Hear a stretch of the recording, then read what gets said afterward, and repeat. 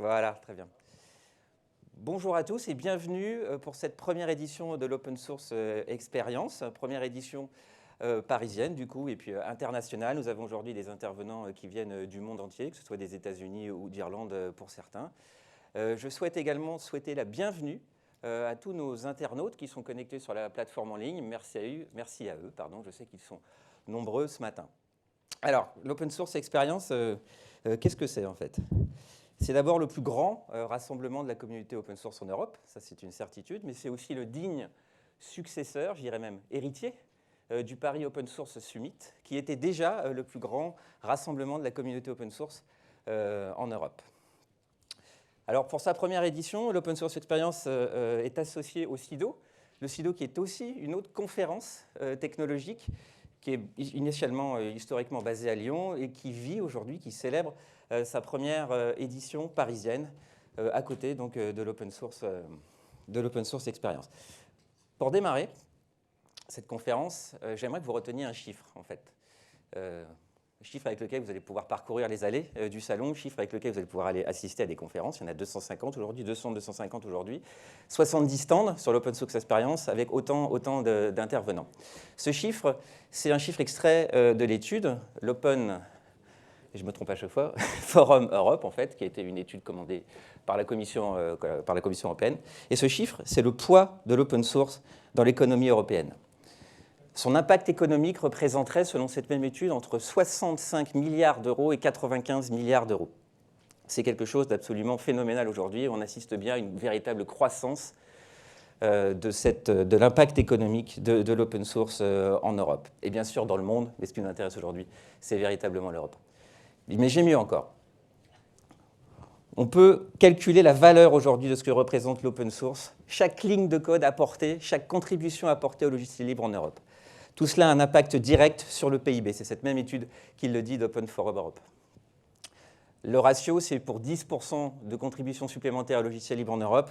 L'économie européenne, son PIB, accroît entre 0,4 et 0,6%. Aujourd'hui, c'est quelque chose de relativement phénoménal. Alors voilà, c'est avec ces chiffres-là que j'espère que vous allez conserver en tête pendant ces 2 jours, ce jour d'événements complètement dédiés à l'open source et que vous allez parcourir les sessions techniques. Mais bon, pour parler du contenu, je pense que c'est mieux d'accueillir sur scène ceux qui l'ont créé, ceux qui l'ont réfléchi. Donc j'accueille Gaël Blondet, le directeur du programme, et Jean-Luc Bella, président de Systématique Paris Région. Messieurs, vous pouvez les applaudir, absolument. Merci. Merci. Venez là, merci.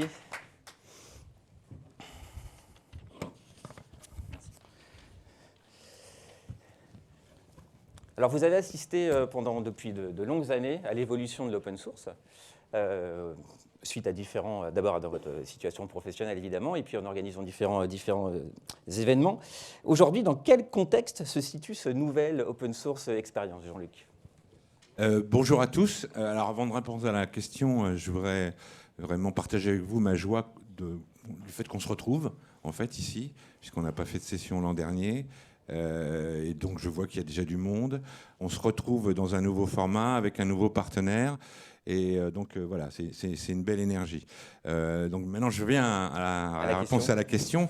Il y a une dizaine d'années, on disait déjà que l'open source c'était en fait un espace d'innovation, d'accélération de l'innovation important. On disait déjà que les transformations du cloud se feraient avec les acteurs de l'open source. Un peu plus tard, on a partagé le fait que l'intelligence artificielle et tous les enjeux cognitifs seraient menés aussi dans la communauté de l'open source. La chose s'est révélée juste. Et aujourd'hui, on est dans un tempo encore particulier où, je peux utiliser ce terme, on a une cloudification de tout, des services et des industries, très intense, avec des enjeux très forts aussi de contrôle de ces industries et des services, puisqu'il y a des situations de monopole très, très, très fortes. Et donc, il faut que la communauté de l'open source soit très active dans ce segment-là. Il y a vraiment des énormes transformations. avec la 5G, avec la 6G, avec ce qu'on appelle le edge computing, qui va porter beaucoup d'intelligence près des usagers, près des objets. Et il n'y a pas un segment des industries et des services qui ne vont pas être transformés par rapport à ça. Donc il faut vraiment s'impliquer. Et au-delà des enjeux technologiques et on va dire de l'ambition qu'on a autour de l'open source, il y a vraiment un enjeu de souveraineté de nos industries et des services. C'est pour ça qu'on veut aussi, à travers cet événement, mettre ça en visibilité pour que collectivement, les gens partagent encore plus vite, pas simplement des technologies, mais aussi des valeurs et puis des ambitions. Donc voilà, on est très content de se retrouver pour toutes ces raisons. Alors la souveraineté, on va en reparler, évidemment, ça vous vous doutez bien que c'est un gros sujet en ce moment, qui est un sujet de l'open source, qui est un sujet également du numérique au sens général du terme. Nous allons avoir monsieur le député Philippe Latombe tout à l'heure qui nous en parlera bien mieux encore. Gaël, quant à vous, quel est votre sentiment sur cette open source expérience et la façon dont le contexte en fait, de l'open source expérience en termes d'open source? Oui, donc comme Jean-Luc, je dirais c'est vraiment super de se retrouver ici et d'avoir du monde dans la salle, d'avoir beaucoup d'exposants, etc. Donc ça fait quand même longtemps, hein. 2019 la dernière. Mais bon, ceci étant dit, je pense qu'on a vraiment un moment open source en Europe spécifiquement. Alors on parlait de la souveraineté et je pense que c'est un petit peu lié, mais dans les cercles qui suivent ça d'un peu plus près, je pense qu'il y a eu la stratégie open source de la Commission européenne. Ça, c'était mi-2020. Ensuite, il y a eu le rapport Botorel, avant le rapport Latombe, où on commençait à parler aussi d'open source.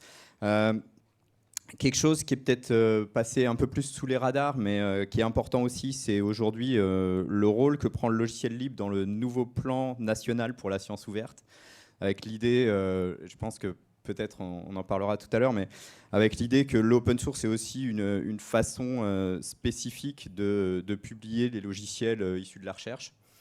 Plus globalement, il y a des sujets autour de l'open source et autour de la supply chain logicielle.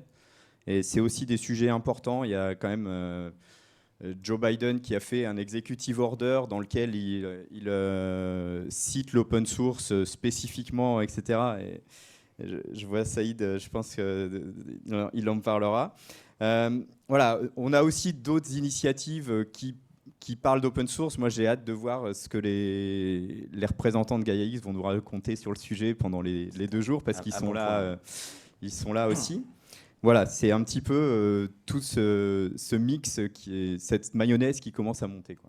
Très bien, Gaël, vous avez la parole justement. Alors, vous êtes le directeur du programme de cette Open Source Experience 2021. Comment avez-vous traduit toutes ces grandes tendances liées à l'open source dans le programme de cette édition? Alors le programme, cette année, on a eu une approche pour construire le programme qui était un petit peu différente. On a beaucoup misé sur le CFP, donc on a reçu beaucoup de propositions. Donc je voudrais quand même dire merci aux gens du comité de programme, parce qu'ils ont fait un travail remarquable d'évaluation de toutes ces propositions. Et alors bien sûr, le programme, il est un peu plus resserré que dans les conférences précédentes, donc il y a forcément des déceptions. Mais on a deux grandes thématiques. Il y a les thématiques techniques, sur lesquelles aujourd'hui on a le cloud, l'embarqué, l'intelligence artificielle, la robotique, la cybersécurité. Aujourd'hui, on peut dire que sur ces thématiques techniques, tous les sujets sont abordés par l'open source. On ne peut pas dire que ce soit les moindres en plus comme sujet en ce moment. C'est vraiment très clé. Tout à fait. Après, on a aussi pas mal de conférences dans le programme sur les éditeurs open source français, etc. Je pense qu'on a des sujets comme la messagerie, par exemple, qui sont aussi bien représentés dans le programme. Donc, voilà, beaucoup de sujets, beaucoup de choses à voir. Je parlais tout à l'heure de supply chain logicielle. Il y a une table ronde tout à l'heure que je vous invite aussi à aller voir sur ce sujet-là. On a une plénière cet après-midi autour de la souveraineté. On a demain une plénière autour du Green IT.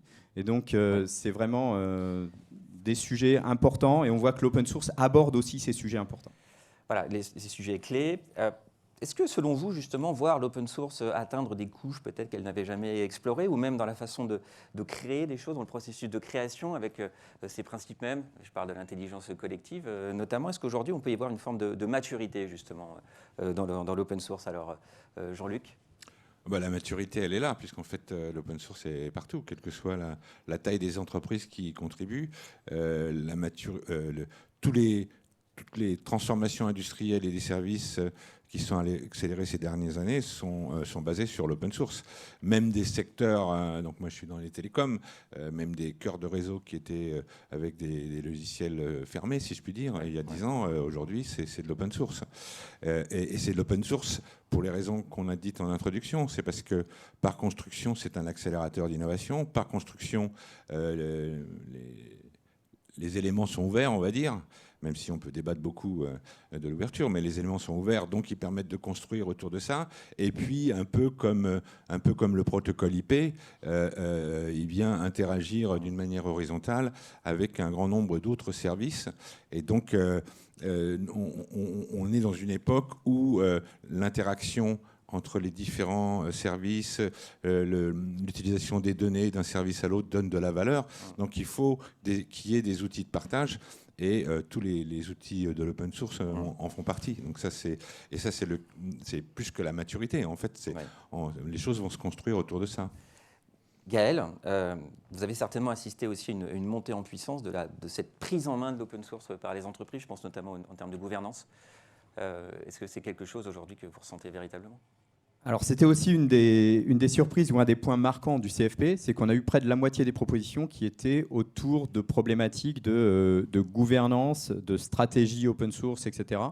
Et je pense que depuis toujours, et ça le reste encore, ce sujet est vraiment au cœur de ce type de conférence. Donc aujourd'hui, il y a aussi un terme qu'on entend de plus en plus pour revenir à ce moment open source, c'est le terme d'OSPO, d'Open Source Program Office.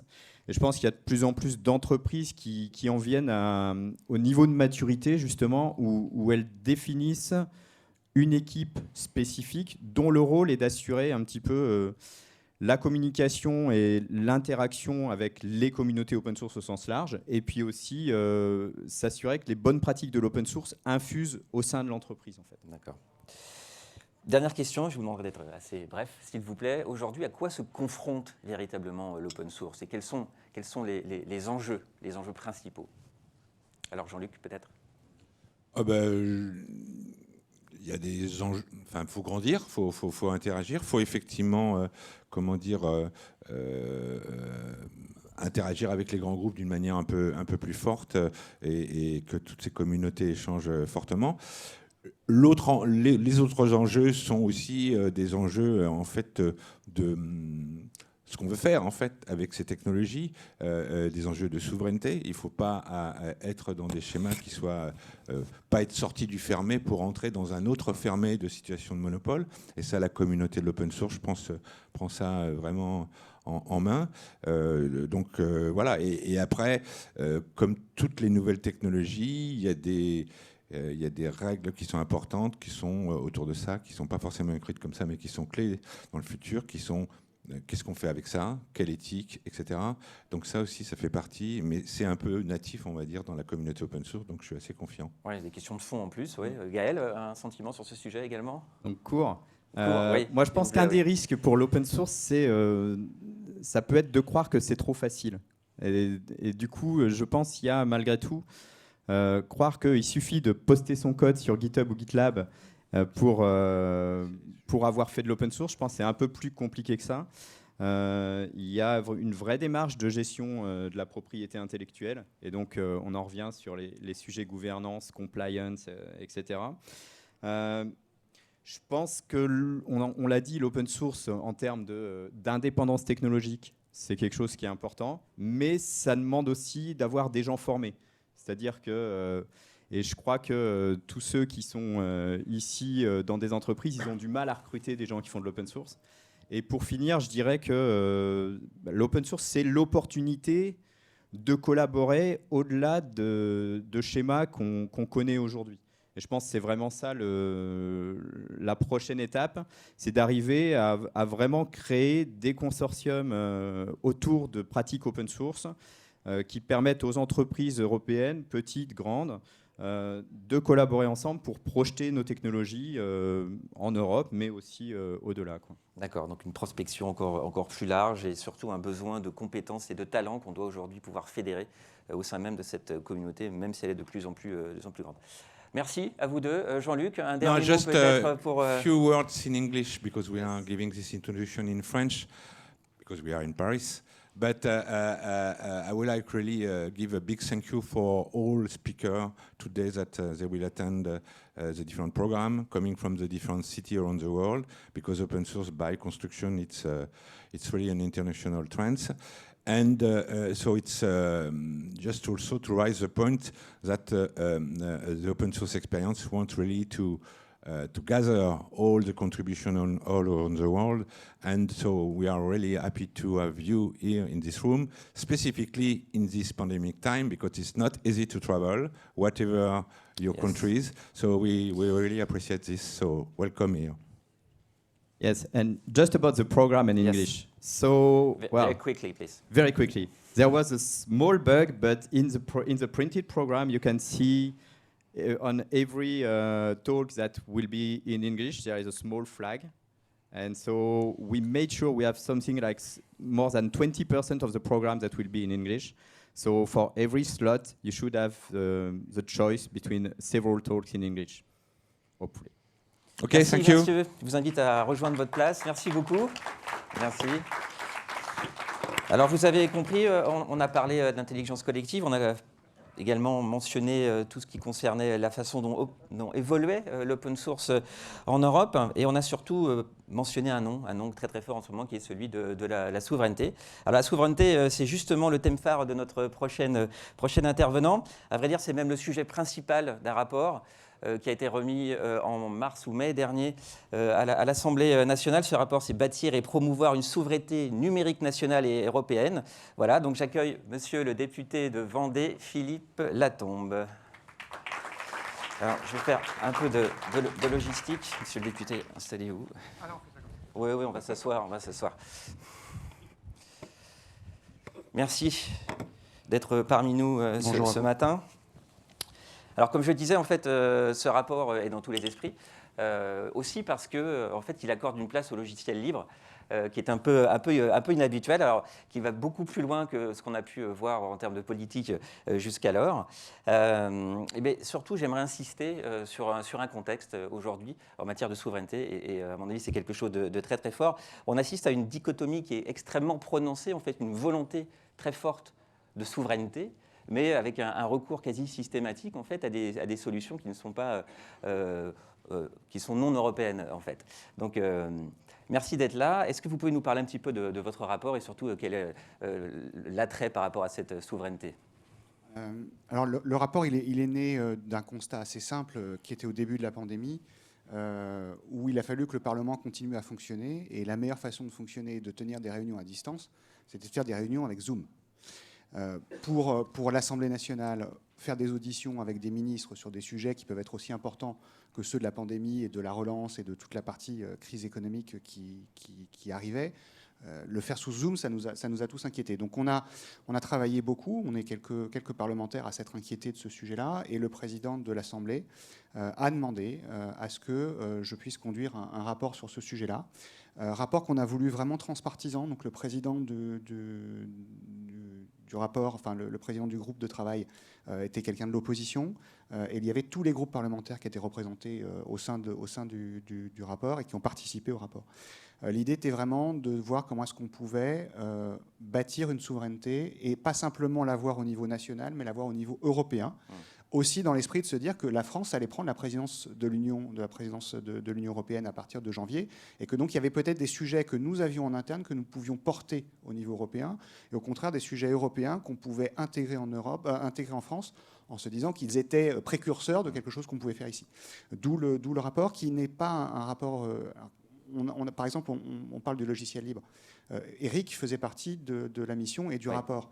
Il n'était pas question pour nous de refaire le rapport d'Eric. Alors Eric, vous pouvez peut-être... Eric Boterel, pardon. Voilà, oui, Donc, préciser. du rapport Boterel.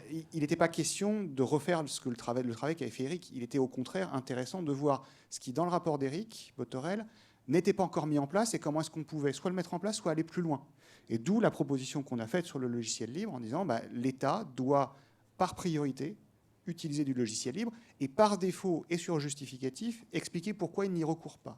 Et ça, c'est quelque chose où on s'est dit, on a bien vu que le rapport promouvait le logiciel libre, mais ce n'est pas suffisant, donc il faut qu'on arrive à une forme de contrainte.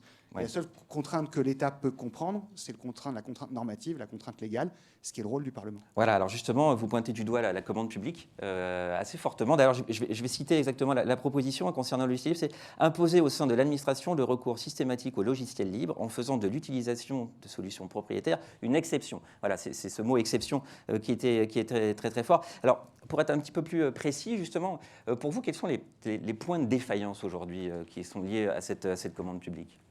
Alors, on a fait un énorme travail sur la commande publique. Et ce qui fait plaisir, c'est que le président de la République l'a intégré en partie dans sa réflexion sur 2030. Ce n'est pas simplement un changement uniquement que politique. Ce n'est pas simplement qu'une question politique. Il y a une question politique, une question de volonté de la part des pouvoirs publics de décider de passer des marchés publics de façon plus simple. Il y a surtout une nécessité de changer le mode de fonctionnement de passation des marchés publics. Il faut revenir au début. C'est qu'est-ce qu'aujourd'hui un ministère ? Je prends un ministère, mais c'est valable aussi pour toutes les collectivités territoriales. Et je pense qu'il y a un champ pour le logiciel libre et un marché énorme au sein des collectivités qui sont un peu en retard aujourd'hui par rapport à l'État sur ce sujet-là. Elles n'ont pas encore forcément lancé la totalité de la digitalisation. Donc pour ceux qui seraient intéressés, allez voir les collectivités. Il y a des choses à faire et en plus elles ont reçu des fonds pour se digitaliser. Donc il y a de l'argent en ce moment. Le principe, c'est de se dire un ministère ne sait pas forcément aujourd'hui faire l'expression de ses besoins. Et comme il ne sait pas faire l'expression de ses besoins, il a tendance à se dire je vais recourir à un cabinet qui va m'accompagner dans la réflexion d'expression de mes besoins. Alors aujourd'hui, c'est quand même quelque chose qui se pratique depuis des années. Ah alors oui, pas uniquement dans l'administration publique, hein, on est d'accord. C'est parti du privé de façon assez simple, et le public ayant tendance à copier le privé à un moment, s'en est emparé et fait exactement cela. Mais le fait d'avoir recours à un cabinet pour faire de l'expression des besoins montre bien qu'il y a une défaillance, en tout cas, pas suffisamment de compétences en interne pour pouvoir le faire tout seul. Et les cabinets ont plutôt pris la main. C'est-à-dire qu'avant, ils étaient là pour accompagner. Maintenant, ils ont pris la main. Et quasiment, c'est eux qui font l'expression des besoins à la place du ministère. Et quand on a fait l'expression des besoins et que le cabinet connaît bien aussi des solutions qui sont des solutions de type américaine, assez simples à déployer, rapides, parce que l'administration, en plus, veut des choses rapides, le cabinet a plutôt tendance à dire écoutez, il y a des choses qu'on a labellisées à l'UGAP qui sont faciles à utiliser. C'est ce qui s'est passé par exemple avec le HDH, on pourra peut-être y revenir, oui. Le Health Data Hub, les données de santé. Oui. Il y a une solution qui s'appelle Microsoft avec un cloud et des logiciels. Vous prenez le package complet, vous n'avez plus qu'à l'implémenter sur vos machines et c'est terminé. Ensuite, vous n'avez plus qu'à apprendre, traiter et faire ce que vous avez à faire en termes d'utilisation de données, mais tout est fait, c'est simple. Donc ces cabinets ont tendance à pousser plutôt à cette consommation-là. Le gros avantage aussi pour l'administration, c'est qu'il n'y a qu'un seul contrat, quasiment. C'est qu'ils prennent un intégrateur, ils pressent un contrat, une seule tête, deux oreilles, et c'est à l'intégrateur ensuite de faire le boulot. Mais généralement, il utilise des solutions qui sont totalement intégrées. Donc c'est à l'étagère d'ailleurs. Oui, c'est ce qu'on appelle l'achat sur étagère. Ouais. C'est l'UGAP, le principe, c'est l'achat sur étagère. Là où l'open source, là où le logiciel libre... C'est ma question suivante, absolument. La force du logiciel libre. C'est que ça remet à plat l'intégralité du système. C'est que ça nécessite de réfléchir. Ça nécessite de faire l'architecture de son système d'information, de se dire qu'est-ce que je n'ai pas, qu'est-ce que j'ai, qu'est-ce que je peux faire, qu'est-ce que je ne sais pas faire, qu'est-ce qui n'existe pas aujourd'hui, qui nécessiterait des développements très longs, et quel est mon timing à moi. Est-ce que j'en ai besoin pour dans 6 mois ou dans 1 an? Ce n'est pas la même chose. Est-ce que je suis en capacité de prendre une solution à un moment, en me disant qu'en interne, je vais développer quelque chose qui va arriver au même niveau, et donc je vais pouvoir faire une réversibilité.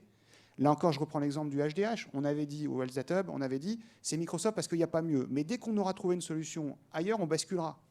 On se rend compte quand on pose la question au HDH et à la DINUM et à l'ANSSI que les exercices de réversibilité n'ont pas été faits. Et donc aujourd'hui, on devient captif. Ce n'est pas de la méchanceté de la part de l'administration, c'est de la facilité au départ. Et une fois qu'on est rentré dans le système, c'est très difficile de changer. Donc l'open source, le logiciel libre, permet de se mettre à réfléchir. Et j'essaie de le dire comme ça, c'est aussi une capacité à se donner du temps long dans un moment court. C'est quand on commence à réfléchir à son architecture, quand on commence à réfléchir à ce dont on a besoin, on est déjà en train de penser aux éventuelles évolutions futures dont on pourrait avoir besoin. Et donc cette réflexion, cette capacité réflexive, elle est très importante. Donc c'est pour ça qu'il faudrait et vous l'avez dit, ça a été dit tout à l'heure, on a un problème de talent en nombre. On a un problème de talent en nombre. La montée en compétence est très, très forte. Pour l'ensemble des entreprises privées, mais aussi du public. Pourquoi ? Parce qu'en plus, les rémunérations dans le public sont totalement décorrélées de ce qu'est le marché. Et donc, on voit qu'il y a une perte de compétences de la part des ministères. Et j'espère que Amélie de Montchalin, quand elle viendra demain, je crois, vous voir, vous dira que... Et ça, par contre, elle le dit, elle va réévaluer les grilles. Mais réévaluer les grilles, ça prend du temps. Mais il faudra qu'on ait des talents au sein des ministères si on veut pouvoir avoir cette capacité réflexive. Oui, alors justement, j'en profite. La ministre viendra demain à 17h, 17h15, 17h30 pour présenter un programme, un plan dédié au logiciel libre. Monsieur Latombe, en fait, je voulais savoir également si on a compris que l'open source impliquait de repositionner, alors je dirais l'église au milieu du village en matière de besoins informatiques, de besoins numériques purs et durs. Est-ce qu'aujourd'hui, on a aussi besoin que l'écosystème, que les acteurs même de l'open source ajustent un peu la façon dont ils se présentent aujourd'hui sur le marché, la façon dont ils conçoivent les offres? Oui, évidemment, pour plusieurs raisons. La première, c'est que ce que j'ai dit tout à l'heure, et même s'il y a un changement qui pourrait être annoncé ou qui pourrait se faire dans les quelques mois et années qui viennent, ça ne se fera pas d'un seul coup, d'un seul. Donc ça veut dire qu'il restera encore des gros appels d'offres.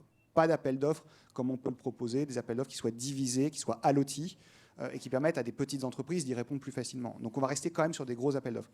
Donc la seule façon de répondre à des gros appels d'offres, quand on est des petits éditeurs, quand on est c'est pas méchant quand je dis petits, mais des éditeurs qui n'ont pas la taille de ceux qu'on connaît, qui sont américains. L'échelle également. Oui, on a un problème d'échelle. Il va falloir que l'ensemble de l'écosystème apprenne. Ce que je dis en disant chasser en meute, c'est quelque chose qui est utilisé depuis les années 80 par les PME allemandes. C'est qu'elles ont l'habitude de répondre à des marchés, PME allemandes, elles s'associent entre elles sans se manger. C'est-à-dire qu'elles sont en coopération et elles répondent à l'appel d'offres avec leurs spécificités et leurs capacités et leurs qualités propres. Et elles font ça pour pouvoir gagner le marché. Et je pense que c'est exactement comme ça qu'il faudra le faire, c'est-à-dire qu'il faudra que l'ensemble des éditeurs qui ont des spécificités puissent associer leurs propres briques. Et le gros avantage du logiciel libre, c'est justement la capacité à pouvoir associer ces briques de façon technologique. Capacité d'intégration. Ben oui, c'est le principe même du logiciel libre, c'est qu'on a une interaction, une intégration beaucoup plus facile, et qu'en plus, on a des possibilités de réversibilité. Bon. Et puis, ça permet aussi ensuite de dire, ben voilà, on a répondu à votre appel d'offres maintenant, mais sachez que l'évolution que l'on perçoit, nous, dans l'avenir, de cette brique technologique, c'est ça. On est en train de travailler dessus. Est-ce que ça vous intéresse qu'on travaille avec vous? Parce que vous en aurez peut-être besoin. Et donc, il y a une capacité ensuite à accompagner les acteurs publics dans leur réflexion. Et plus on va les accompagner dans leur réflexion, plus ils feront confiance aux logiciels libres, aux éditeurs et aux personnes avec qui ils travaillent déjà. Donc, il y a un double effet. Il y a l'effet de répondre tout de suite à un appel d'offres en s'agrégeant. Par contre, ne vous mangez pas. Parce que ça, c'est un truc qui est difficile. Aujourd'hui, les pouvoirs publics n'ont pas forcément envie d'avoir en face d'eux des acteurs qui sont en train de se dévorer. Ça leur fait peur. Ils ne comprennent pas. Donc, si vous travaillez comme ça, travaillez en coopération. Ça n'empêche pas des accords sur d'autres sujets, mais voilà, il ne faut pas leur faire peur. Les acteurs publics, ils vont dans la facilité aussi, parce qu'un peu comme dans les années 80, quand on disait à un directeur des services informatiques d'une grosse boîte, qu'est-ce que tu as pris comme solution? J'ai pris IBM parce que c'est américain et que ça marche, et que je suis sûr que je ne me ferai pas engueuler. Et les ministères sont un peu comme ça aujourd'hui. Ils n'ont surtout pas envie de prendre de risques. Donc, présenter des choses qui soient des choses sur lesquelles il n'y ait pas de capacité aux décideurs de dire « je ne le sens pas, donc je vais passer sur une solution américaine ». D'ailleurs, dans votre rapport, vous faites une proposition sur la création d'un Small Business Act, voilà, qui justement va dans ce sens. Alors, le gouvernement vient de présenter un plan d'investissement de 1,8 milliard d'euros pour stimuler et dynamiser la filière cloud française.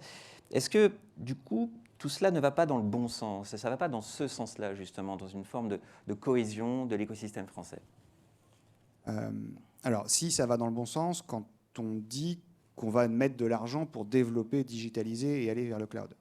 Là où moi je suis un peu plus dubitatif, je vais voir le verre à moitié plein et à moitié vide. Verre à moitié plein, il y a les fonds, il y a une envie d'aller vers la digitalisation, d'aider, donc là-dessus c'est très bien. Et en plus en promouvant au passage, parce que ce qui a été fait la semaine dernière, en promouvant un acteur français. C'est la première, c'est plutôt une bonne idée. Là où je vois le verre à moitié vide, c'est qu'on est encore sur un système franco-français un peu fonctionnaire, où il va falloir faire des appels à projets, il va falloir construire des dossiers, alors qu'on aurait pu passer, ce que les Américains font assez facilement, et c'est comme ça que ça a marché, par de l'avantage fiscal, par du suramortissement, par des outils très simples qu'on peut intégrer assez facilement, que les experts comptables font de façon assez rapide, et pour lesquels il n'y avait pas forcément besoin d'avoir à monter des usines à gaz telles qu'elles sont aujourd'hui. C'est encore ça un peu le regret que je peux avoir. Ensuite, ma crainte, et je le dis et je l'ai déjà dit à La Rochelle et ailleurs, ma crainte c'est qu'on soit passé du cloud souverain au cloud de confiance, et que là aujourd'hui, parce qu'on va libérer des fonds, n'importe qui puisse aller voir n'importe quel clouder, y compris les hyperscalers américains, et que ça va rentrer dans le programme. Il faudrait que cet argent-là, et je reviens sur le Small Business Act et le Buy European Act, que je mets dans le rapport, et qui est quelque chose qui existe aux États-Unis. Enfin, faut pas on n'a rien inventé. Enfin, personnellement, j'ai rien inventé. Je reprends ce qui s'est bien passé à l'extérieur. Il faudrait qu'on puisse avoir quand même un fléchage de ces fonds vers des entreprises françaises et européennes. Et que ce milliard et quelques qui va être dépensé soit vraiment dépensé pour permettre à l'ensemble de l'écosystème de croître, et à l'ensemble de l'écosystème européen de croître. Et pas simplement d'aller dans les caisses des trois qui aujourd'hui n'ont pas besoin de nous. Il y a quand même ce sentiment que la souveraineté, qu'elle est une notion très très forte, mais aujourd'hui, est-ce que vous pensez finalement que les entreprises sont vraiment prêtes pour cette souveraineté? Je parle vraiment du secteur public et du secteur privé en fait. Mais est-ce que la souveraineté est suffisamment forte dans l'ADN de ces entreprises pour pouvoir justement pour orienter leurs choix technologiques? Là encore, je vais faire une réponse. Alors, je ne suis pas normand, mais je vais faire une réponse de la Vendée, normand. c'est pas. Oui, la Vendée, ouais, on a quelques habitudes quand même là-dessus. Non. Est-ce que les entreprises sont prêtes? Non.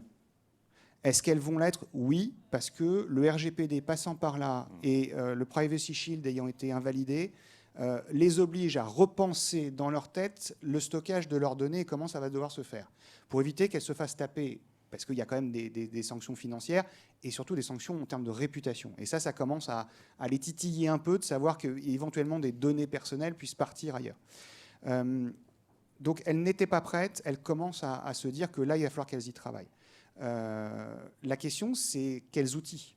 Et aujourd'hui, elles sont un peu démunies, parce qu'on leur a dit pendant des années, vous êtes des grosses entreprises, vous devez être à la pointe de la techno, et la pointe de la techno, elle était plutôt américaine, donc ils ont pris plutôt des systèmes américains, et aujourd'hui, il faut qu'ils passent sur autre chose. Et ce que je disais un peu tout à l'heure, ils ont un peu perdu la main.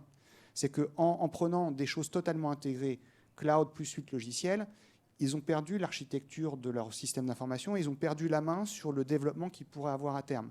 Et donc la réversibilité est beaucoup plus compliquée, beaucoup plus complexe qu'on pourrait l'imaginer, donc ça va prendre forcément du temps. Quant aux acteurs publics, il va falloir à un moment ou à un autre qu'on se dise quelles sont les données qu'on peut absolument pas mettre sur des clouds étrangers. L'exemple type, la défense ne mettrait jamais ses codes nucléaires sur un cloud de type AWS ou Google ou Microsoft. Enfin, ça ne viendrait à l'esprit de personne. La question se pose par exemple sur les données de santé. Ouais. Pourquoi le HDH a fait ce choix-là de le mettre chez Microsoft, alors que d'autres entrepôts de données de santé qui existent par-delà la France, je pense à celui de l'Ouest parce que je le connais très bien, le West Data Hub, ou celui de la PHP, qui est en plus basé en grande partie sur du logiciel libre, fonctionne très bien, ont de très bons résultats et n'ont pas fait ces choix-là. Ouais, alors l'argument du choix de Microsoft Azure pour héberger le Health Data Hub, c'est justement la rapidité d'exécution et la rapidité de mise en place avec un champ fonctionnel global qui est couvert aujourd'hui. C'est le gros avantage des GAFAM. Enfin, faut qu'on soit très clair. Ils ont des solutions qui sont souples, facilement implémentables et qui, en plus, au départ, ne sont pas trop chères. Ensuite, ils augmentent les tarifs, ça c'est un autre problème. Mais le départ, c'est qu'ils sont très rapides. Or, l'administration a besoin d'aller vite. Elle a besoin de se digitaliser vite, mais elle se digitalise vite sans du coup se poser la question de, à terme, ce dont elle a vraiment besoin. Ce que j'essaie de dire dans une tribune du week-end dernier, c'est est-ce qu'on a besoin d'une Ferrari Testarossa quand conduire une bonne vieille Dodush, ça marche et ça suffit? Est-ce que j'ai besoin d'avoir un moteur atmosphérique V6 qui consomme tout ce qu'il peut, alors que juste pour faire le trajet dont j'ai besoin et avec le temps qui m'est imparti, j'ai besoin d'une autre voiture. Électrique.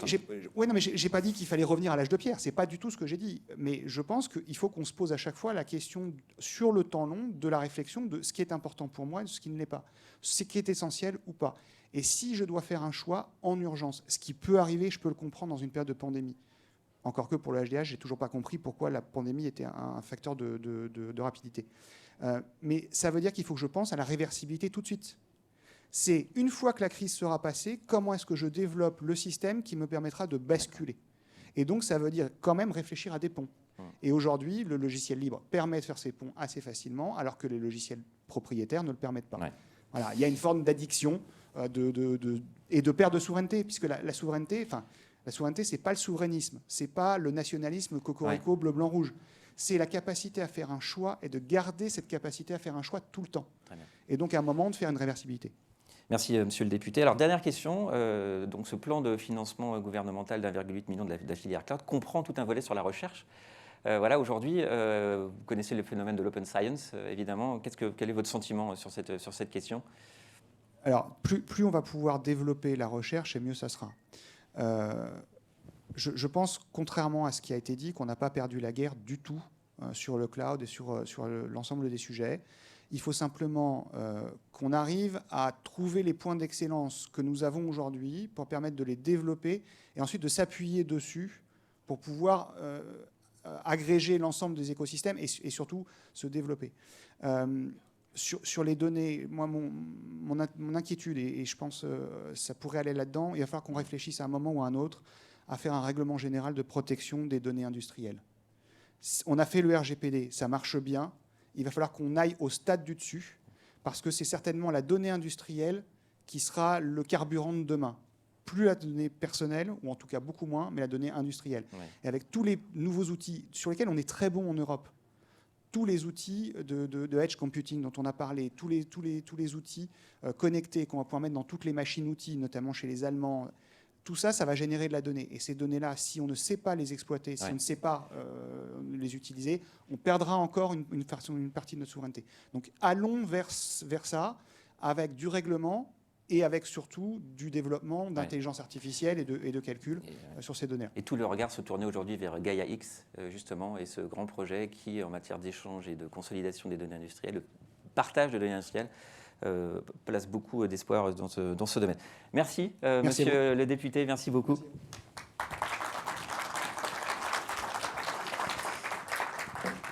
Merci. Je remets les chaises, pardon. Voilà. On vient de parler de recherche, vous avez compris. Sur le thème de la recherche et justement de l'innovation, aujourd'hui, ce sont des briques véritablement technologiques et qui sont extrêmement liées à la notion de souveraineté, mais également à la question de comment asseoir un socle technologique, comment asseoir une infrastructure numérique aujourd'hui qui soit performante et surtout extrêmement résiliente. Pour vous parler de tout cela, j'accueille François Cuny, qui est le directeur général délégué à l'innovation de l'INRIA. Vous voulez utiliser le pupitre ? Bonjour à tous, merci Cyril, monsieur le député, messieurs les présidents, Gaël, cher Jean-Luc, chers collègues, mesdames et messieurs. Je suis vraiment extrêmement heureux d'être là aujourd'hui. Donc, je m'appelle François Cuny, vous disiez Cyril, je suis directeur général délégué à l'innovation pour INRIA. INRIA, c'est cet Institut national des sciences du numérique. Entendez par là l'Institut de recherche dans le logiciel et dans les mathématiques appliquées. Pour vous donner juste un ordre de grandeur pour ceux qui ne visualisent pas totalement INRIA, je me demande si je ne vais pas prendre un micro et venir devant. Parce que... Normalement, ils sont allumés. Super, voilà. C'est parfait. Donc, sciences logicielles et mathématiques appliquées, ce sont 4500 personnes qui travaillent partout en France. Il y a 9 centres de recherche répartis en France dans 200 équipes projets. Et c'est le lien avec l'Open Source Experience qui produisent chaque année une centaine de logiciels dont une grande partie sont publiés en open source.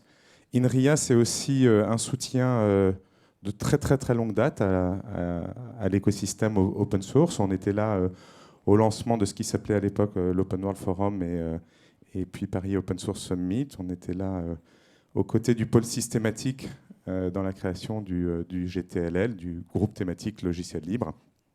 Et on a renouvelé en 2019, malheureusement l'année dernière, pas permis de se rencontrer, notre soutien à cet événement et même dans le long terme. Donc on est vraiment très très content d'être là.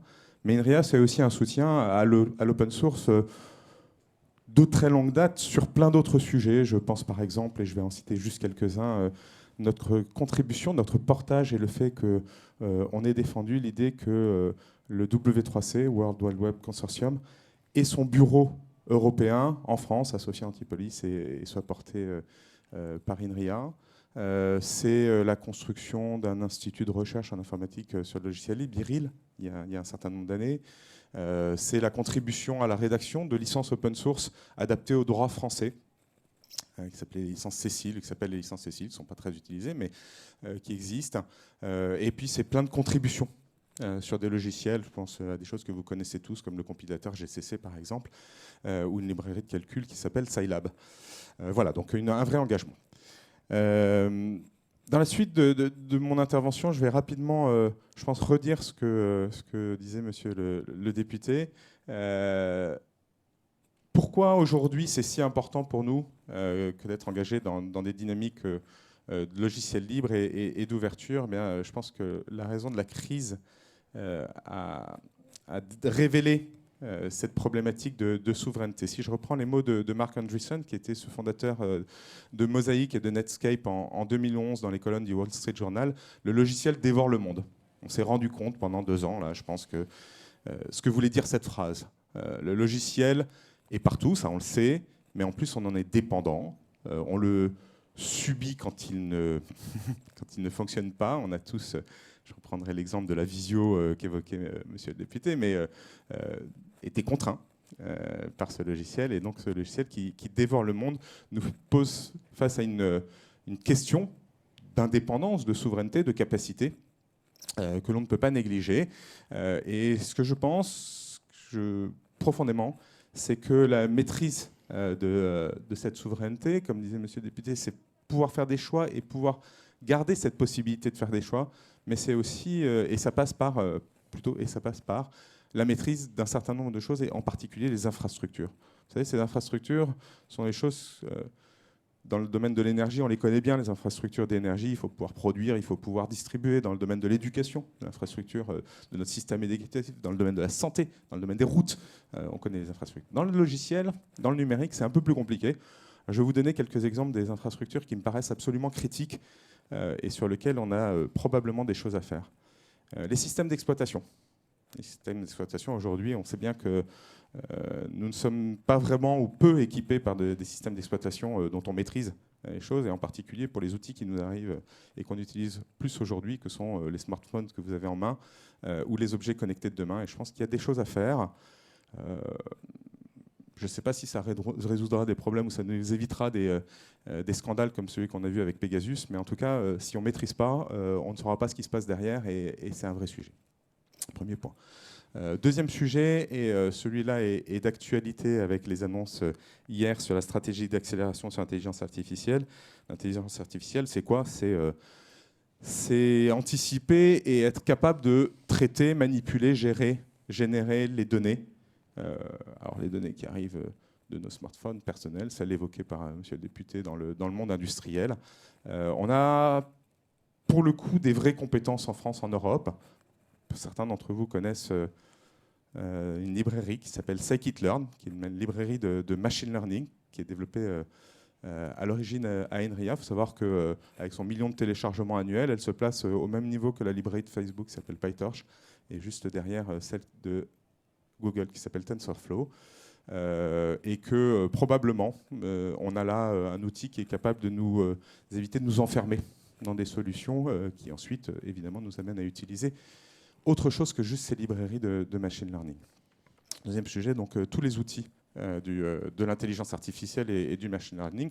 Puis deux derniers, le cloud, on l'a évoqué juste avant, les solutions.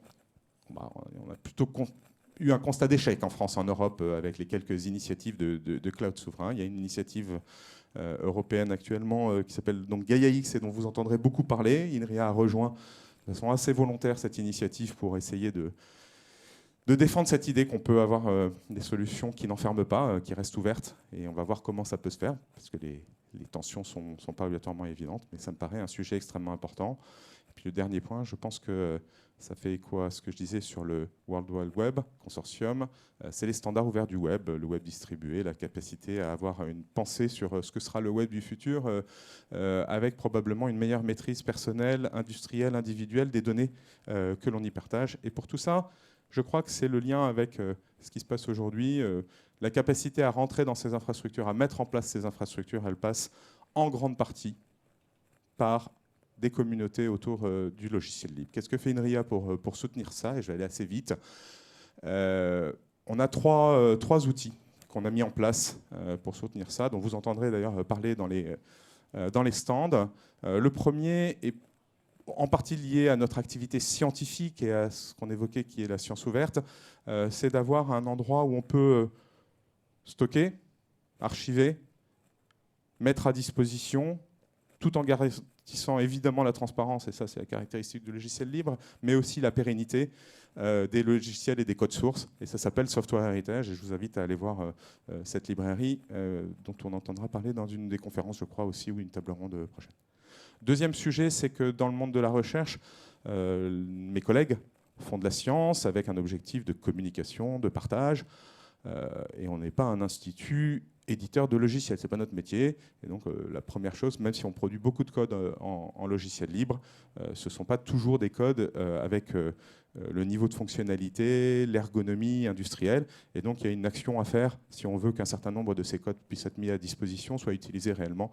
On a créé un truc qui s'appelle INRIA Soft, qui soutient des codes que vous connaissez peut-être, des langages de programmation, Faro, OCaml, un langage de preuve de programme qui s'appelle Coq.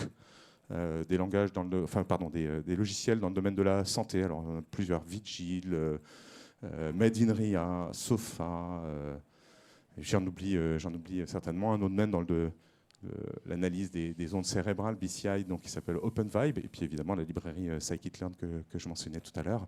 Donc ça, INRIA Soft, INRIA finance autour de ces consortiums à la fois de la capacité de développement pour faire ce qu'on ne fait pas traditionnellement dans le monde de la recherche, qui est la maintenance, l'ergonomie, le développement de fonctionnalités utilisateurs, et puis l'animation de communautés dans le mode de développement open source, c'est-à-dire la communauté des développeurs et la communauté des utilisateurs autour de consortiums. Et puis le troisième outil, et il me paraît absolument capital, ça a été évoqué à plusieurs reprises par Gaël, par monsieur le député, l'enjeu des compétences. Tout ça et toutes ces infrastructures n'auront un sens et ne pourront être déployées que si vous, dans vos entreprises, si dans le monde en général, et particulièrement autour de nous, les gens sont compétents, arrivent à se saisir de ces technologies. Et pour ça, il va falloir les former. Et on a lancé une initiative qui s'appelle INRIA Academy, qui vise à former sur les technologies open source, issues du monde de la recherche en général, et toujours en collaboration avec le monde industriel, mais qui est vraiment à destination en premier lieu de l'industrie française et européenne, parce que la petite histoire et petite anecdote qui me fait mal à chaque fois que je me la répète, c'est que la dernière fois que j'ai parlé dans les hautes sphères de l'État de Scikit-learn, la personne en face de moi me répond en disant « Ah oui, cette librairie développée à Stanford ».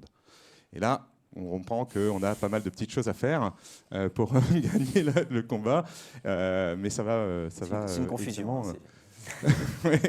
Bon voilà, donc on sait qu'on a des choses à faire, mais c'est aussi le fait qu'être formé, vous entendez bien que les GAFAM font tout ce qu'il faut pour que les gens soient formés à leur technologie.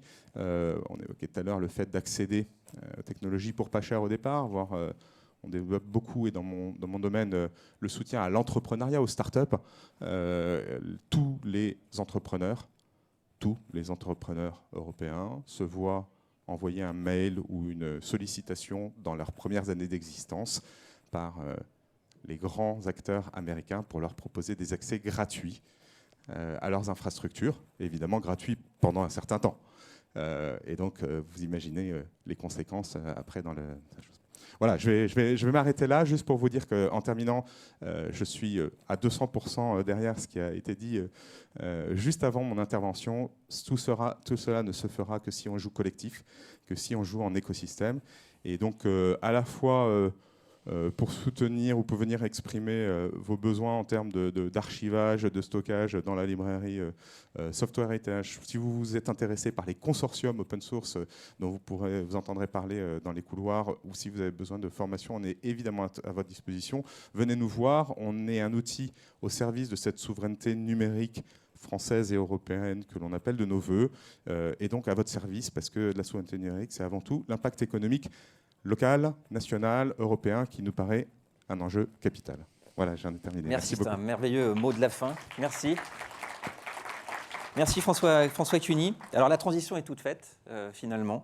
On vient de voir l'importance de la recherche, évidemment, dans la création d'infrastructures numériques performantes, résilientes et surtout qui soient disponibles à l'échelle d'un pays, à l'échelle d'une nation et à l'échelle d'un continent. C'est d'autant plus important parce que on a vu que la Covid-19 avait complètement bouleversé nos vies depuis au moins 2 ans.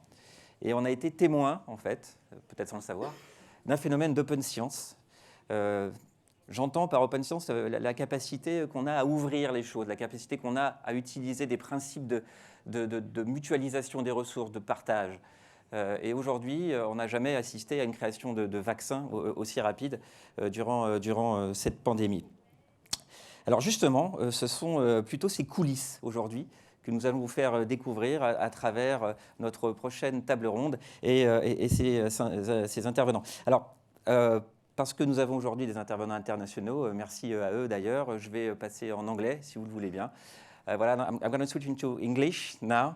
Please welcome on stage Danice Cooper, please, welcome. She's the founder and chair of innersource.org and a long-time open source advocacy. Saïd Choudhury, please. So you are the head of open source program office at the Johns Hopkins University.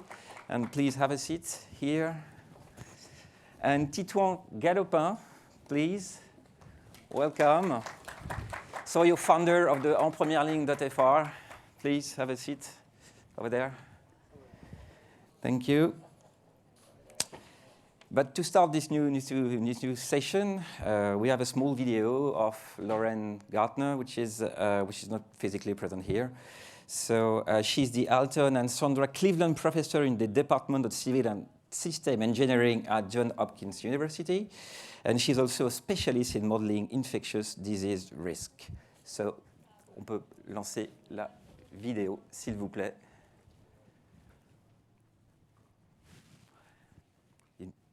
Petit delta de quelques secondes, pardon. Good morning. Thank you for the opportunity to be able to speak to you today. I regret not being able to be there in person. My name is Lauren Gardner, and I am the Alton and Sandra Cleveland Professor at Johns Hopkins University and faculty in the departments of Civil and Systems Engineering and Epidemiology. For the last 2 years, I've been leading the data collection and tracking efforts behind our JHU COVID-19 data tracker. Today, I want to talk to you about the genesis of this work and the motivation behind it, as well as its evolution and some of the lessons that we've learned along the way and challenges that we've faced. So just to make sure we're all on the same page, this is our JHU global map, in which we are collecting data on COVID-19 cases, deaths, and vaccinations for all locations that are officially reported in around the world. The data is collected at a varying spatial scale from the country level down to subnational and county level for the United States, which all in all is about 3,500 locations, which we collect each of these 3 variables on an hourly basis on a rolling 24/7 timeline. And this data is provided in multiple different map layers. On one hand, we have the cumulative cases that have been reported to date in each location, and more recently, a map of the activity in the latest 28 days so that we can get a better representation of the real-time risk. And then we also have multiple layers where we normalize this data by population so that we can continue to get a better understanding of the relative impact that COVID has had around the world. And then, of course, this data is visualized in this map, but also provided as an open data product in our GitHub repository, which I'll speak to. We started these efforts in January of 2020, and the motivation behind it at the time was twofold. So on one hand, I model emerging infectious diseases, and this is a very data poor field. However, data is critical for understanding things like where a new disease is likely to spread, what's driving that disease, and how many cases are actually present versus how many have been reported, and questions like these. And then on the other hand, I had a new PhD student in Shandong, shown here, who is from China and was very personally interested and concerned about the new cases of coronavirus that were being reported and discussed amongst his friends and family. And so together we decided to build out a dynamic data system that we would continually update on a daily basis and share publicly, as well as develop a map to go alongside it to visualize the data as we were collecting it and watch how the outbreak grew. And so we made this decision and actually implemented this overnight and shared the data the next day on January 21st.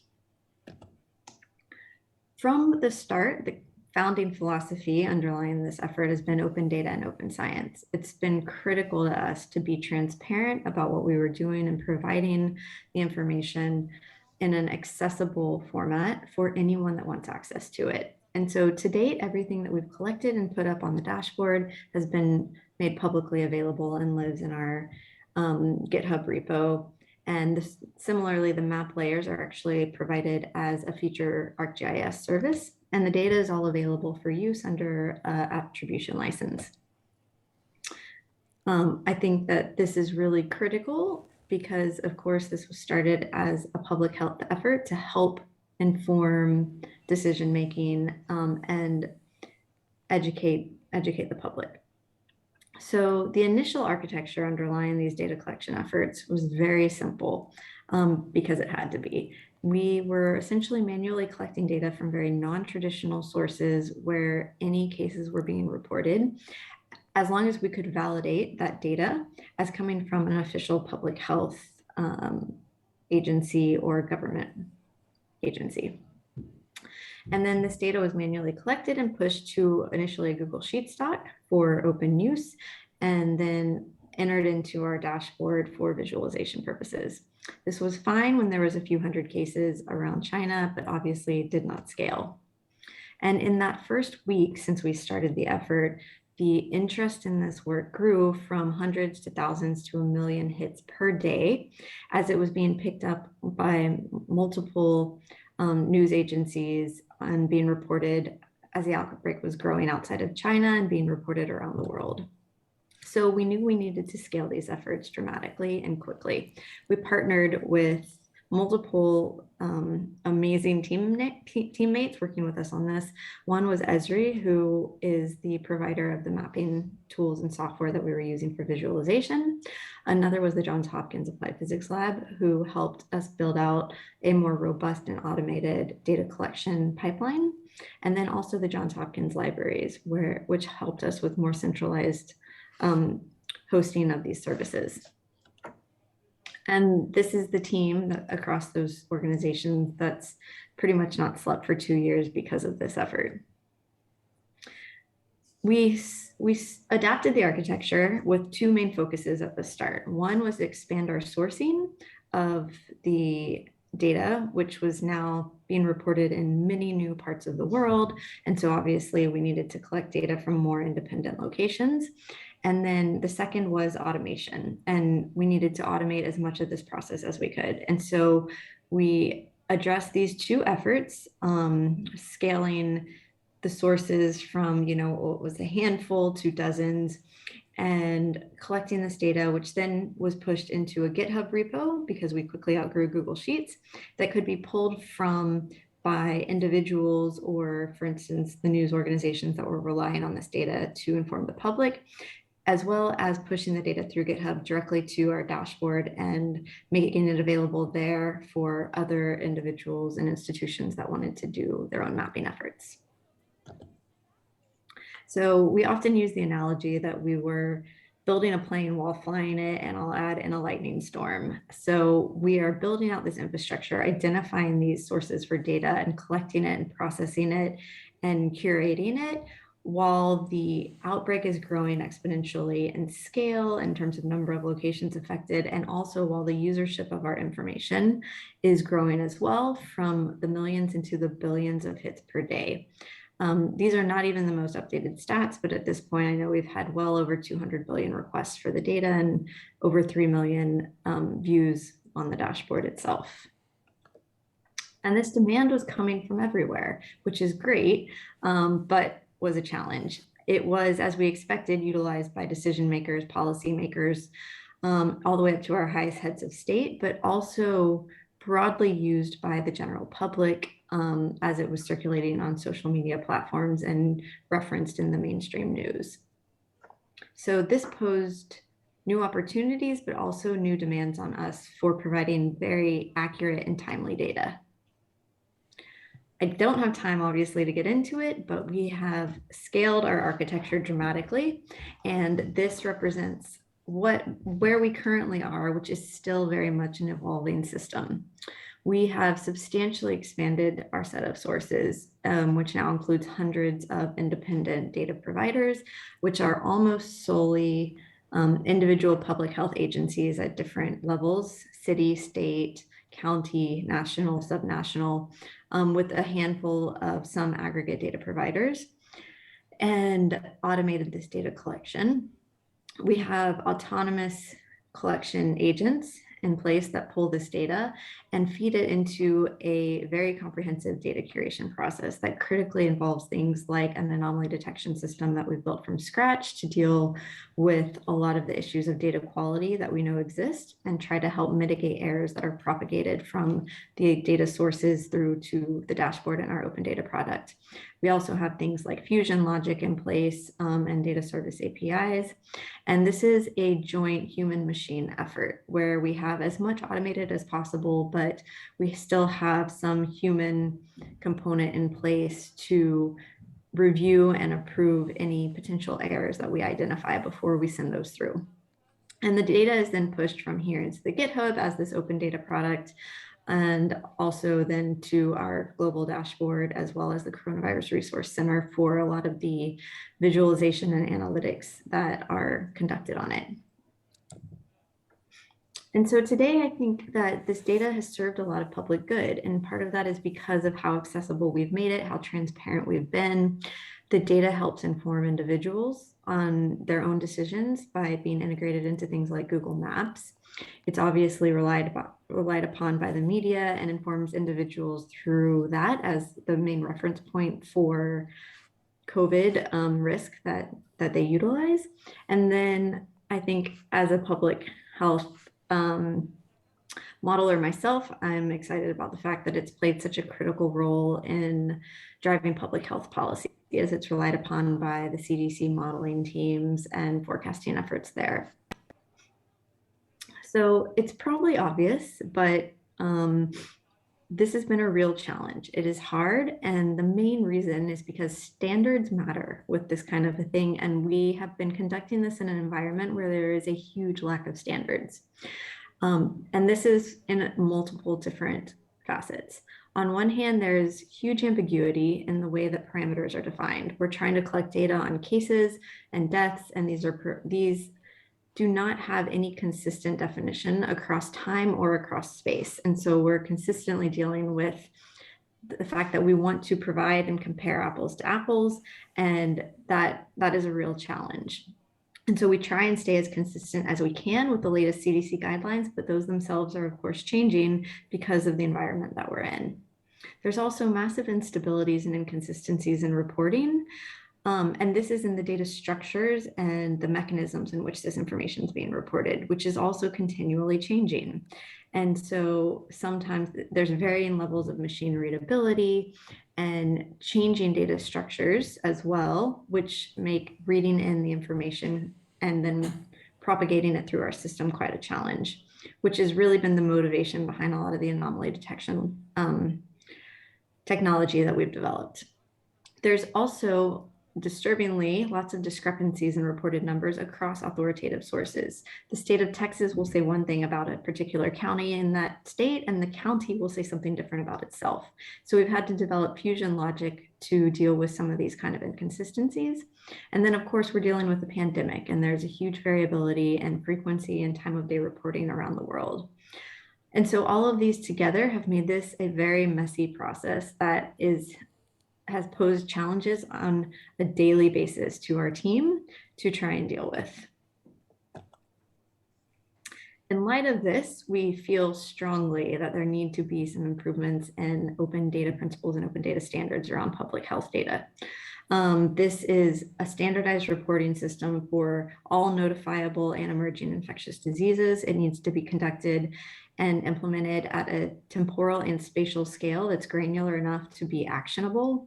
And the data needs to be available in a timely manner through machine readable formats so that it can be utilized in real time. And establishing a system like this would really help us make more sound and timely decisions when faced with a new emerging infectious disease or potential outbreak that can, of course, scale up from there. And then lastly, I just want to conclude with something that I think a lot of people ask, and I know I think about a lot as well, which is why we were so successful in this effort, because I think these are critical things that need to be considered moving forward. On one hand, and maybe the most obvious thing, is that we acted early. We started this in the initial days of what has now been a 2-year process. And this is because we recognize early the value of this type of information, because it's needed to drive evidence-based policy and decision-making, which is how policy and decision-making should be done. And so we've had this guiding principle from the start of this open data and transparency that has provided this data in a way that was intuitive and accessible from a trusted source. Secondly, and very important, is that our efforts existed in a very supportive environment. From the start, we had funding available to us through the institution and later philanthropies that let us continue this effort as it grew exponentially and in an uninterrupted fashion. And really moving forward, there needs to be better mechanisms in place for science agencies and the governments to financially support these types of efforts in a timely manner so that they can also continue on and remain uninterrupted. Third is we had the technical skill sets at hand at Hopkins to be able to implement this work. And this is not work that's done by public health professionals. This is still to this day done and conducted by engineers, data scientists, computer scientists, software developers. And these are skill sets where these capabilities and capacities really need to be built up in our public health system. And then lastly, because we were a private institution and a self-funded group doing this effort, we had the freedom to make executive decisions in real time. We were not subject to bureaucratic approval processes. And while this did sometimes pose for mistakes and it was a messy process, this kind of system, I think, was critical in the environment that we were in which case where we had to be able to make decisions on the spot on how to do things. And this is a process that we have learned from and still are learning, but I think was necessary to be successful with this effort at the time. So lastly, I do just need to quickly acknowledge where the funding and resources for this, which has been from multiple agencies for my group's research to utilize this data to try and better understand COVID, as well as obviously the university, the philanthropies, and some of our industry partners helping with the personnel and infrastructure and resources behind the data collection efforts. And with that, thank you. And I think Saeed will be happy to take any questions on this work in the Q&A panel. Just kidding, you can email me with any questions. Thank you and enjoy the rest of the conference. Thank you, Lauren. Yes, he obviously is here. Okay.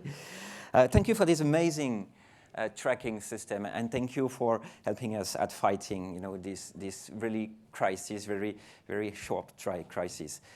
Saeed, thank you for traveling to France for us. You work very closely with Dr. Lauren Gartner today. We understood that speed and reactivity were key points during this elaboration of this traffic system. But could you explain us how being open has been a really has helped in the beginning of creation?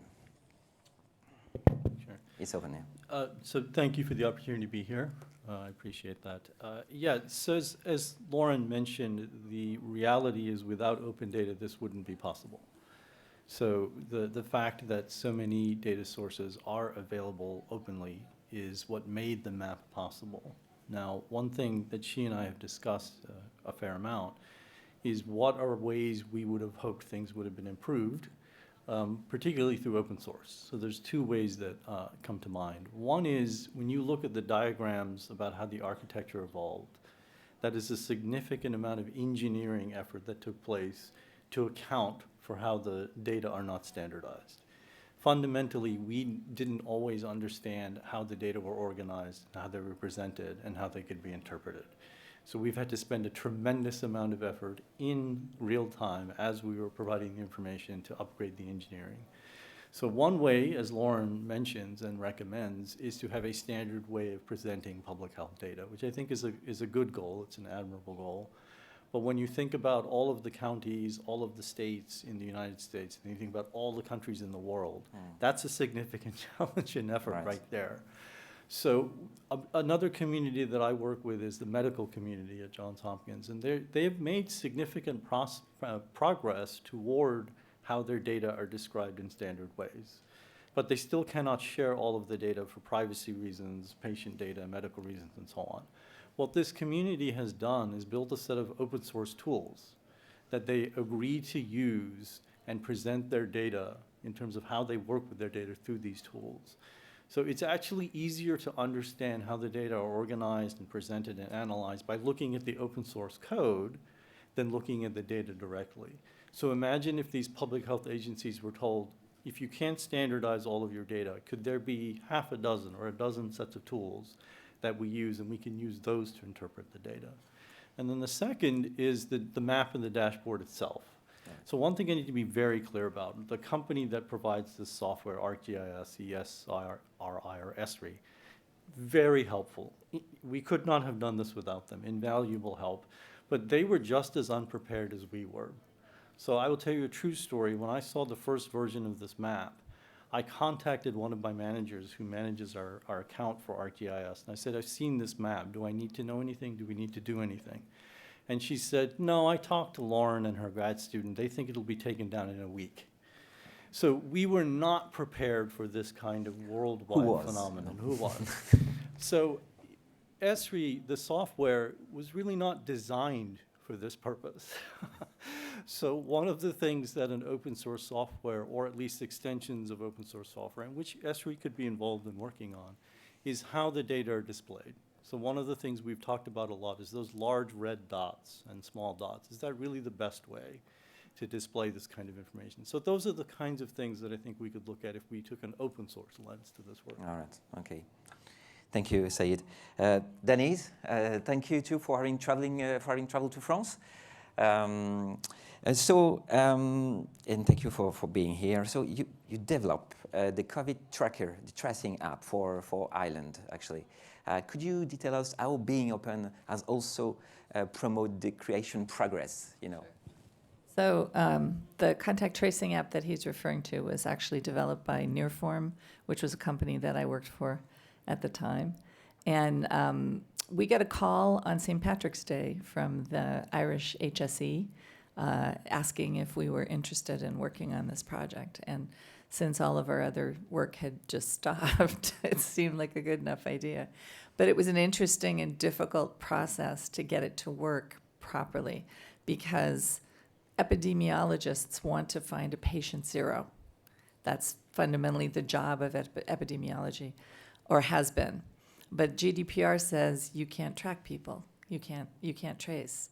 And so figuring out a good way to be GDPR compliant and still get at the problem of letting people know that they'd been maybe contacted with COVID was an interesting feat, to say the least. And it involved a lot of different steps, including direct negotiations with Google and Apple to get them to understand that public health administrations are not like tech companies and need more information and need it done in a way that it can be useful. And then, of course, Apple mostly explaining back what privacy is and how you can't be doing that. So there was a lot of tugging of war. We just rewrote the app to the spec that they gave us. We wrote it 3 times before it was released to the public. The first time it was a patient zero app. By the 3rd time, it was not. It was what we ended up with. But what we had a problem, which was there'd been so much conversation about this tracing app, and it has the word tracing in the name of it, that people were nervous that they were going to get traced. When you hear this now with the vaccine and the fear that somehow that's going to make you more traceable, even though you carry this in your pocket at all times, different problem. But we needed the public to feel comfortable with the fact that we had gone the extra mile to make a very clean data implementation that wasn't actually a tracing app. It was an advice app. So the main thing that's different about it is all of the data lives on the phone, and it's encrypted on the phone. You can't read it even if it's your phone. It's just collected, and it's sitting there. And in the event that somebody around you gets COVID, they get asked when they go to public health, would you share your tokens off your phone? When they share them, they can't see what they're sharing. It's just bits. It goes up to a server, and then it's promulgated to every single phone in the systems equally. And if the key matches to your phone, it happens on the phone, not anywhere else. So there's no server that says this person has a match. It happens on the phone. And then it's up to you to read your phone and say, oh, I'm supposed to call public health. Okay, I better do that, right? So everything's in your control at all times. You can say no to uploading your tokens. Okay, we needed the privacy experts in Ireland to agree with us that this was a safe thing to carry around. So we published the code. Everybody read it, and they became our biggest advocates. The day that we gave our first public access to Irish citizens, that day alone, I think we had almost 40% of the country go ahead and put it on their phones. And we eventually got almost 75% of the country using it on a daily basis. And we did that partly by being transparent, showing the code. But that wasn't yet an open source implementation. What happened next was we rolled it out in Ireland. We got record participation. Northern Ireland, which is a separate country that shares a long border with the Republic of Ireland, wanted to use it as well. And we let them do that. We wrote it for them as well. And that made it the first data portable contact tracer in the world because it was between 2 countries. So then it was really easy for Scotland to say, us too, please. You know, at one point, we basically had everybody except Britain itself using it. And then we found some states of the United States were interested in using it too. But the first one that really registered interest was New York, and they wanted to see it made an open source app. So we had that conversation. Here we are, a small company. We're trying to make money off of this work, but we also want to provision a humanitarian need, right? And so we decided that we should open source it, and we were contacted by the Linux Foundation Public Health Administration. They had just spun up a new effort to try to create focus around open source COVID solutions, and they wanted our code. So we gave it to them. There was a big splashy, launch of this thing. Well, so now that code base is the single most used contact tracing app code base in the world. Some very big countries that had already solved their COVID problems, like New Zealand, Australia, went ahead and threw their stuff out and started using ours. We started getting check-ins from countries around the world that were using our software. So we know it's used in Africa. We know it's used a lot in Asia. And then in all of the places that we put it, and it got better and better as a contact tracing app because of the changes that people gave us back. So we convinced people to use it by being transparent, but we gave everybody in the world the ability to use it by making it open source. And doing that made Ireland at the forefront of contact tracing technology. They've not been at the forefront of anything technical since the Book of Kells. So that was really exciting for them. And now the conversations that I'm having in Ireland are about how can we do that again? And where else would this be useful? So it's been a big impetus for Irish people to start talking about open source, which is great. It's a kind of evolution of the Celtic Tiger, you know, it's the new app, the new tracing app, you know. Yeah, the Celtic Tiger is sleeping right now, Yes. mostly. Well, but not anymore. I would I would very much like to see it revitalize that idea that the Celtic Tiger was basically, what if Ireland produced its own software and the rest of the world fell in love with it? And that's kind of what happened with that app. So. All right. Thank you, Dennis. Titouan Galopin, thank you for traveling to us. You know? Much closer. So you developed En Première Ligne.fr, which is a platform, an online platform developed during the COVID. Could you explain that your experience? Yeah. So, hi everyone. So I'm speaking French usually, but now I'm gonna speak English because it's easier.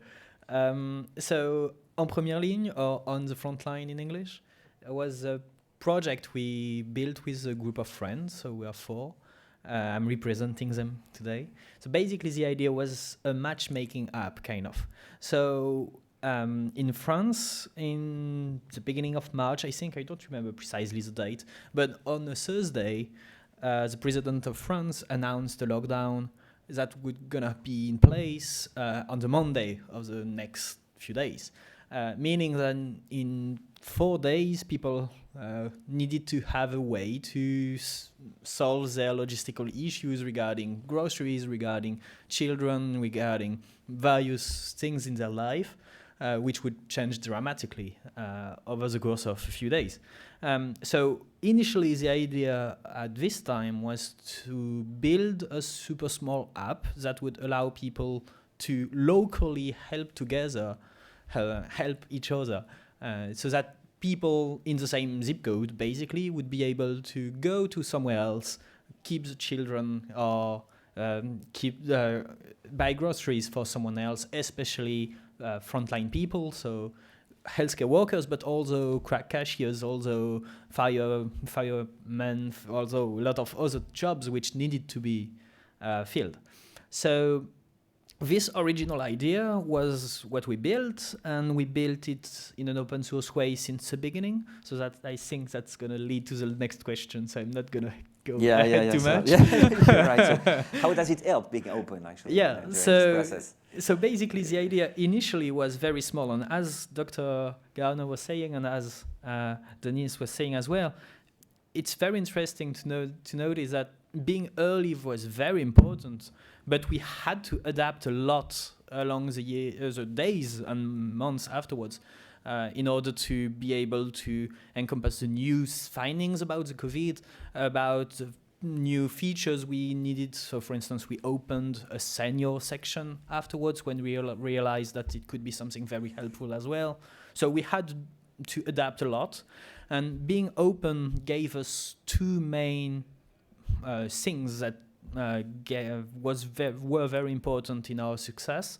So just to give you an idea, we opened this app on Friday or Saturday, I think, of this week specifically, meaning that it was ready a tiny bit before the lockdown, and right after we opened it, in a matter of hour, we were having tens of thousands of people already signing up to help, and then thousands of people needing help. So we had 10 times more people wanting to help than people needing help, which was very important because of the concept of matchmaking. You need to have much more people able to help in any zip code than people needing help.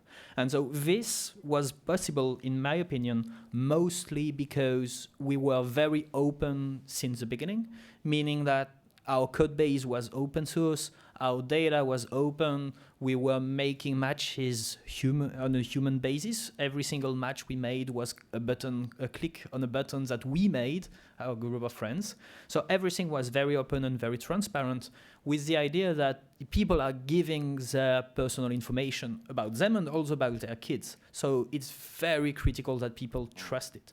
So as Dr. Kearner was saying, I think openness was super important on this level because of trust, but it also brings the ability of other people in the IT community, especially in France, but in other countries as well, to contribute. So for instance, we had issues with emails and someone solved it, noticed it and solved it at the same time and gave us, implemented the code to solve it. So we didn't even notice we had an issue and someone helped us fix it. On another topic, we helped implement this application in the Republic of Congo as well, which was very different. We had to implement how to share rice, how to share the ability of access to of water and everything like this. So it was very more based on food and based on very specific needs. And this wouldn't have been possible without being open. We'll come back to this later if you Okay. like. So what I understand is that being open has helped you to to react very, very quickly, and to build something, a new product, very close to needs, what really needs the population, because there was a kind of urgency in this population. So that was very good. I heard one word. This word was trust, and it's really, really important today to know how you can trust an application, you can trust a digital services. So what's your experience in this, Titouan? So I think, as I was saying, the main point was about privacy. People were concerned, especially people who are quite technical or at least tech savvy, know that there is an issue with privacy and we need to be careful about it.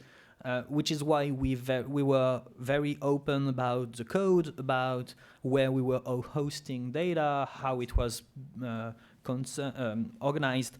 We also chose to build the product in an open mindset, kind of.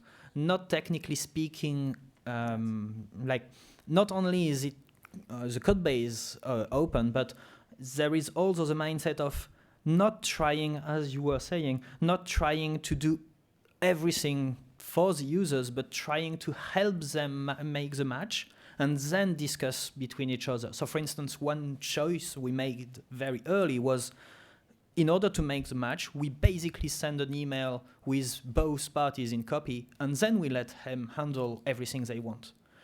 Meaning that we don't have a knowledge of what's going on afterwards. We don't have a platform where we store very important data about the postal address of people, about everything that may be kind of dangerous to store. So this mindset, generally speaking, was very important regarding trust. And finally, I think another aspect we kind of mentioned a little bit in the previous persons who talked here, I think is when you build something like this openly, especially a code base that is open, developers who contribute to it are proud about it.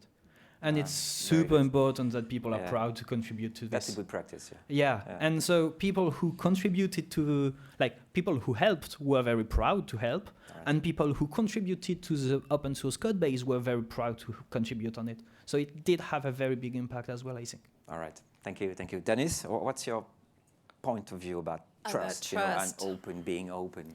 Well, I mean, I've been working in the open source community for 22 years now, because my job right before that was for Apple, which I loved Apple. I love Apple. I use their products still, but they were really into paranoia inside the company and keeping people from outside knowing what they were working on. It was a big deal. You could get fired for telling another Apple employee at lunch what you were working on, right? So moving over to a more transparent world for me was all about lack of friction that's born from mistrust.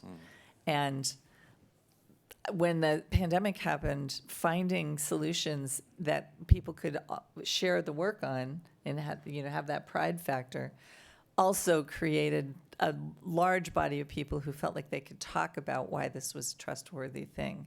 And they became our evangelists as we were trying to explain to people. But there's another thing. I'm American, obviously, but I live in a European country. We had partly such great participation in our app because fundamentally Irish people don't think their government's trying to kill them. Then I went, home to where my husband lives in Texas to get my first vaccinations, and they don't share that feeling. And a contact tracing app would not have been useful for them. They would have gotten no data out of it because people wouldn't have put it on their phones, because even incontrovertible, obviously true things are currently mistrusted in some parts of this world. And it's very, very interesting to see the contrast between those two states of being. So, trust is also an ambient thing in the culture that you're sitting in. And I've seen open source really increase trust, but usually there's an initial conversation. And this, I'm going to riff a little bit on the term of digital sovereignty. I do understand what you guys are worried about, but that's kind of not how technology works. And the idea of figuring out how to be a larger player in a global market has more to do with asserting yourself as a player in open source, right? So I think that it's possible for people to trust the services that things are running on, to the extent that they can see how it was all put together, and they have some ability to have influence over the outcomes that the thing makes. That those two factors engender trust. Oh, okay. Beyond trust, there is another key point actually around being open. Beyond open source, it's keeping a sustainable community. And have the project become a living app, a living project. Saeed, how is evolving the country of the traffic of the tracking system, COVID traffic system? Yeah, I think that there's a very clear connection between open source and community and sustainability. So Lauren showed the slide of the team that's involved with this and the funders. Just to be very clear, we're all committed to maintaining and sustaining this map. Hopefully, yes. And so are the funders that are providing the support. But that's a statement I have to make because it isn't an open source platform, right? And I think that one of the things that would happen if we could make the entire thing open source is there's a different kind of community and sustainability effort that can be attached to that. One of the jobs that I had was to go through all the list of volunteers, what people wanted to do to help. And many of them were, this data doesn't look correct, or there's an error in the map, or so on. But many of them were engineering help. They wanted to help us build out the platform. And this went from individuals to graduates of Johns Hopkins to Google and Microsoft.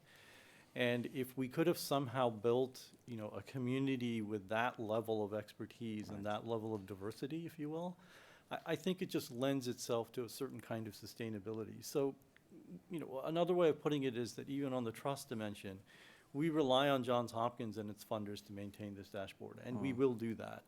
But if we could say Johns Hopkins is part of a bigger community that is working on this, I think it would generate, some more confidence. All right. So it's a matter of sustaining people, but also to attracting people. Exactly.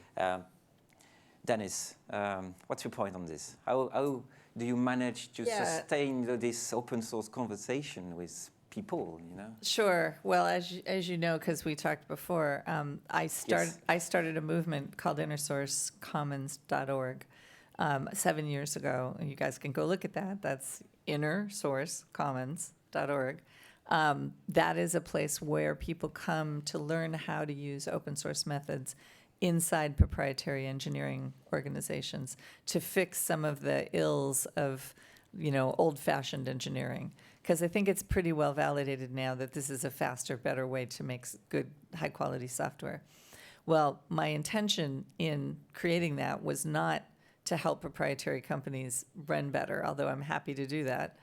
It was to inoculate those engineers that are working in those proprietary companies with a more collaborative way to work, a more open source way to work. Because one of the big problems with open source is lack of sufficient maintainers. Right, but you guys can read about this in the newspapers any day. It's this very important thing, software that we create, but it doesn't necessarily have great maintenance characteristics yet. And as it gets more and more popular, there's more and more pressure on those maintainers, and that's a problem. So looking, with my long history in this industry, I realized that we can't grow maintainers fast enough. We can't put them through school and then get them to pop out and be good at being maintainers. But there are only about 10% of the engineers in the world get to work as open source engineers still. So that means there's like 90% of the world's engineers working inside these companies behind firewalls in old-fashioned ways. And some percentage of them, when they learn the collaborative way to work, are gonna wanna do that on the outside. They already know how to maintain. So this is my sneaky idea about sustainability. And so far in the work that we're doing, this has gotten big uptake in the financial services industry because they all want to be engaged in open source ways, but they're afraid to risk their brand for the learning process. They don't want to be embarrassed while they're learning. So if they work inside their firewall that way, and they start to realize that open source is actually something that they could practice, and it solves some problems for them around their regulatory frameworks and some other things. So now we're starting to see financial services institutions open sourcing code so that they can work on it in the clear together, they can collaborate, and then they only have to revalidate it before they use it as a product. But it definitely makes it easier for them to move forward as an industry if everybody doesn't have to write the same software over and over again. So that's my devious plan for all of that. And if and when we have another pandemic and we need to use all the tools that we built for this one, the fact that that code is published and that it's been used in production and that so many people have read it give us an automatic leg up the next time, which is only supported by the sustainability play of having more and more people know how to work that way. Okay. Titouan? Yeah. What about the en première ligne that effort now? So is there a kind of community? Is there any reminding of the platform? So it's interesting to hear both of you because I think there is a big difference between two types of open source kind of. In my mind, so I work at Symfony as well, which is a PHP framework, so it's a very open source tool, very foundational tool for other companies to work on. And I feel like there are two kinds of open source in a way, in the sense that you can build a project that is made to be foundational and that is open source this way. So Symfony is one, probably the one you worked on, Dennis, is the case as well, even if it was not made necessarily for that at the beginning. And the one we worked on and Saidin worked on as well, more like products in an open way. And I feel like when you build something that's foundational, you need sustainability, that's for sure, because that's going to be used by someone else. So that's important you have sustainability. When you build a product, what you get from open source is not necessarily sustainability, even if it's useful and it's possible, it's the case. It's much more trust, openness, trying to build something together with a bit less of a commercial incentive and more of a public service incentive kind of. And so I feel like these two kinds of things do not compete with each other. And depending on the use case, I'm personally quite fine of having En Première Ligne being an example of something that works and that's going to be reused in the concept by other people at some point, especially if there is a new pandemic. But it's totally fine to me if the code base is not used directly. The idea works. We proved it. It worked well. The concept exactly, of the services, exactly. And the sustainability of the concept is much easier to achieve because it just means people have to remember it exists, and it worked. Yeah. So I'm quite fine with that. And so En Première Ligne on our side is something we launched for this pandemic, and and it's fine if the code is an example online, but that's not necessarily something we maintain over 10 years, for instance. Right. Okay. Thank you, all three. Thank you, Saïd. Thank you, Denis. Thank you, Titouan, and for sharing your experience and all your sharing of good practices. Thank you again. Vous pouvez les applaudir. Merci. Vous pouvez.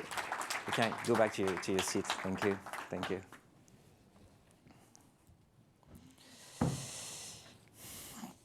Nous sommes arrivés au terme de cette grande session d'ouverture. Yes. Cette grande session d'ouverture de la première édition de l'Open Source Experience. Qu'est-ce qu'on peut vous dire aujourd'hui? Voilà. Aujourd'hui, il vous reste les chiffres que je vous ai donnés en début de cette session d'ouverture. Il vous reste toute cette expérience que vous avez pu aujourd'hui voir durant cette session. Il vous reste les principes de l'open source. On a vu comment créer une application était devenu très rapide avec l'open source, comment le partage et la mutualisation de ressources était également quelque chose qui accélérait les processus de création. Voilà. Donc aujourd'hui, il me reste à vous souhaiter une bonne journée, une bonne fin de matinée et surtout un bon salon. Et s'il vous reste un petit peu de temps en début d'après-midi, je vous invite à venir dans cette salle une nouvelle fois pour voir les acteurs du libre et la remise des trophées. Voilà, c'est ici que se trouveront les innovateurs également dans le milieu de l'open source. Merci à vous et bonne fin de journée.